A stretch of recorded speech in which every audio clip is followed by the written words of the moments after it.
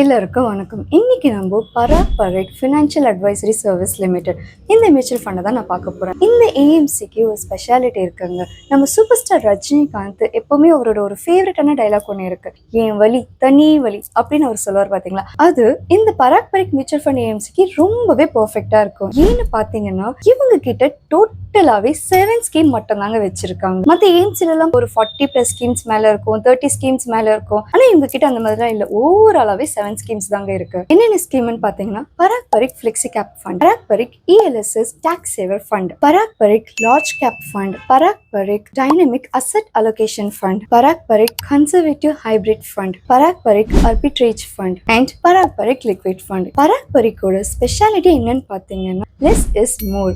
அதிக ஸ்கீம் தேவையில்லை, ஃபியூ ஸ்கீம்ஸ்லயே வெல்த் கிரியேட் பண்ணலான்றதுக்கு இவங்க ஒரு எக்ஸாம்பிளாவே இருக்காங்க. இன்வெஸ்டர்ஸ் உடைய கன்ஃபியூஷன் அவாய்ட் பண்றது, ரொம்பவே ஃபோக்கஸ்ட் அண்ட் குவாலிட்டியா இன்வெஸ்ட்மெண்ட் பண்றது, இவங்களுடைய எல்லா ஸ்கீம்ஸ்க்குமே பர்பஸ் இருக்கு. ஈக்விட்டியில இஎல்எஸ்எஸ் ஸ்கீமும் இருக்கு. ஆனா இந்த ஃபிளெக்ஸி கேப் ரொம்பவே நல்லா பெர்ஃபார்ம் பண்ணுது. ஸோ அந்த மாதிரி இருக்கிறவங்க யாருக்கெல்லாம் எனக்கு வேண்டாம், எனக்கு ஒரு ஸ்கீம் இருந்தா போதும், எனக்கு அதை மட்டும் கைட் பண்ணுங்க நினைக்கிறவங்க கண்டிப்பா நீங்க பராக் பரேக்கை நீங்க சூஸ் பண்ணலாம். சரி, ஓகே, இன்னொரு ஏஎம்சியோட உங்களை நான் நெக்ஸ்ட் வீடியோல பார்க்குறேன். நன்றி, வணக்கம்.